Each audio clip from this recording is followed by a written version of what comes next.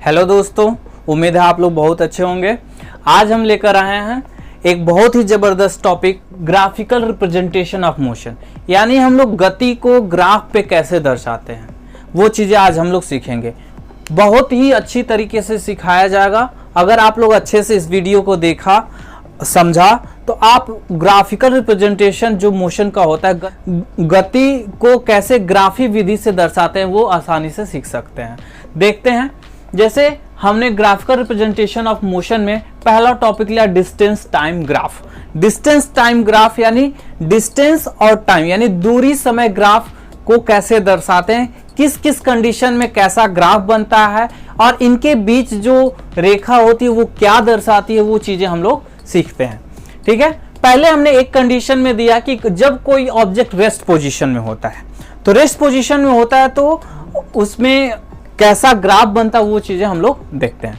पहले कंडीशन में अगर ऑब्जेक्ट रेस्ट पोजीशन यानी विरामावस्था में है तो वो कैसा उसका ग्राफ दिखेगा। तो हमने ग्राफ खींचा है, आपने पढ़ा होगा कार्टेशियन प्लेन के बारे में, कार्तीय तल के बारे में। उसमें आपने पढ़ा होगा कि 4 चतुर्थांश होते हैं जिसे हम लोग क्वाड्रेंट कहते हैं, और उसमें एक्स और वाई अक्ष होते हैं। यानी 2 अक्ष होते हैं, एक्स और वाई। एक्स और वाई यानी एक्स एक्सिस पे हम लोग क्या है, यहाँ पे टाइम को रिप्रेजेंट किया गया है, और वाई एक्सिस पे हमने डिस्टेंस को रिप्रेजेंट किया है। यानी टाइम को एक्स एक्सिस पे और डिस्टेंस को वाई एक्सिस पे। अब बात करते हैं, अगर कोई ऑब्जेक्ट ए पोजीशन पे है, यानी जैसे जैसे हम लोग टाइम ऑब्जेक्ट ले रहा है लेकिन डिस्टेंस में डिस्टेंस कोई कवर नहीं हो रहा है, यानी वो अपने पोजीशन पे एज इट इज है, यानी वो अपने पोजीशन को कोई चेंजेस नहीं कर रहा है, उसी पोजीशन पे एकदम एग्जिस्ट है, तो उसे हम क्या कहेंगे, रेस्ट पोजीशन में कहेंगे। और वो क्या होगा, उसमें जो ग्राफ खींचा जाएगा वो एक्स एक्सिस के पैरेलल होगा, यानी एक्स एक्सिस के एक्स अक्ष के समांतर होगा। यानी ये जो ग्राफ है पहला कंडीशन वाला, इसमें क्या बताया गया है कि अगर कोई ऑब्जेक्ट रेस्ट पोजीशन में होता है तो उसका ग्राफ कैसे खींचा जाता है। ठीक है, अब आप लोग को समझ में आ गया होगा।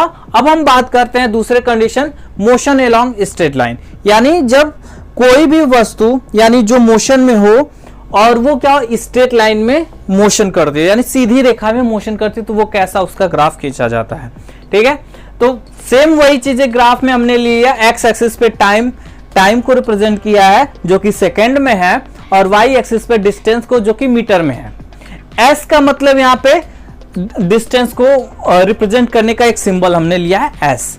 ठीक है, अब जैसे यहाँ पे जो 0 है वो ओरिजिन है जहां पे एक्स और वाई मिलते हैं। ठीक है, अब जैसे जैसे देखिए यहाँ पे ऑब्जेक्ट क्या है, जैसे जैसे टाइम बढ़ रहा है वैसे वैसे वो डिस्टेंस भी कवर करता जा रहा है, तो उनके बीच एक कॉमन पॉइंट आता है। कॉमन पॉइंट से एक हमने रेखा खींची है जो कि एकदम सीधी गई है। तो ये जो रेखा होती है वो किसको रिप्रेजेंट करती है, स्पीड को, यानी वो ऑब्जेक्ट किस स्पीड से डिस्टेंस को कवर कर रहा है। यानी हमने इसमें डिस्टेंस टाइम ग्राफ हमें क्या बताता है कि किसी भी ऑब्जेक्ट की क्या स्पीड है। अगर हम ग्राफ के द्वारा सीखा जाए कि डिस्टेंस टाइम ग्राफ क्या रिप्रेजेंट करता है, तो हम लोग बता सकते हैं कि स्पीड को बताता है वो, और किस किस कंडीशन में होता है वो हमें पता चल जाएगा। यानी मेनली हम लोग 3 कंडीशन के बारे में बात करेंगे, एक रेस्ट पोजीशन में कैसा ग्राफ आता है, और मोशन जो स्ट्रेट लाइन में करता है कैसा ग्राफ आता है, और जिसे हम लोग क्या कहते हैं, यूनिफॉर्म मोशन भी कहते हैं।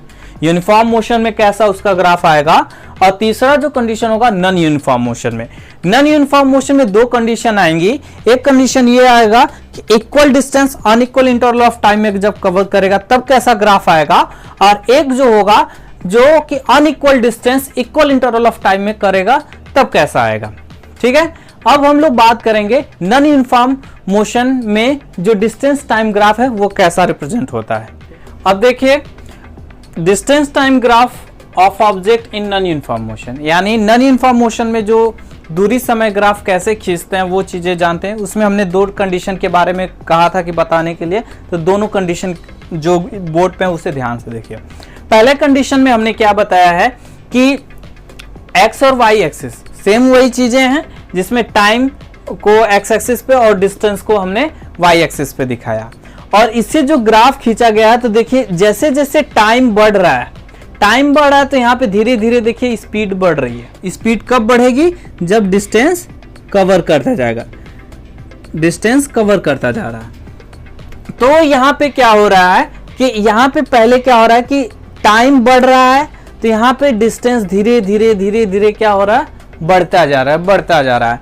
लेकिन दूसरे कंडीशन में देखा जाए तो दूसरे कंडीशन में ये बताया गया है कि ग्राफ नीचे की तरफ है, यानी पहले कुछ कंडीशन तक, कुछ समय तक क्या हो रहा है कि ये डिस्टेंस कवर कर रहा है, फिर धीरे धीरे डिस्टेंस क्या हो जा रहा है? वो एक तरह से रुक जा रहा है, यानी अब उससे जितना भी टाइम ले रहा है एक ऐसा पोजीशन आ रहा है कि वहां पे वो क्या हो जा रहा है कि ऑब्जेक्ट क्या है वहां पे रुक जा रहा है। तो यानी यहाँ पे दो चीजें हमें पता चली।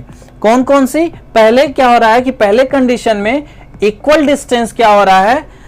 अनइक्वल इंटरवल ऑफ टाइम में कवर कर रहे हैं, और इसमें क्या रहा? Unequal distance equal interval of time में कवर कर रहे हैं, यानी दोनों आपका क्या है? नॉन यूनिफॉर्म मोशन के कैटेगरी में आते हैं। ठीक है, अब इससे रिलेटेड जो क्वेश्चंस हैं वो कैसे आते हैं ऑब्जेक्टिव्स में, ऑब्जेक्ट कंपटीशन लेवल में कैसे पूछे जाते हैं। जैसे इसमें यह पूछा जा सकता है कि डिस्टेंस टाइम ग्राफ जो क्या होता है नॉन यूनिफॉर्म मोशन का, वो कैसे रिप्रेजेंट होता है। उसमें कई सारी कंडीशन में दे देगा, ऐसे भी ग्राफ खींच के दे देगा, यानी ये कैसा ग्राफ है? तो ये नॉन यूनिफॉर्म मोशन का ग्राफ है। ठीक है, आपको ऐसे भी पूछा जाएगा, ऐसे खींच देगा और इसमें क्या करेगा? ऐसे बना देगा। तो ये सब आपको ग्राफ बताएगा, यानी आपको यहाँ पे क्या देखना है? एक्स एक्सिस पे क्या है और वाई एक्सिस पे क्या है। अगर डिस्टेंस दिया गया और टाइम दिया तो वो हमेशा क्या होगा? स्पीड को रिप्रेजेंट करेगा। जो लाइन खींची जाएगी वो हमेशा किसको रिप्रेजेंट करेगी? स्पीड को रिप्रेजेंट करेगी।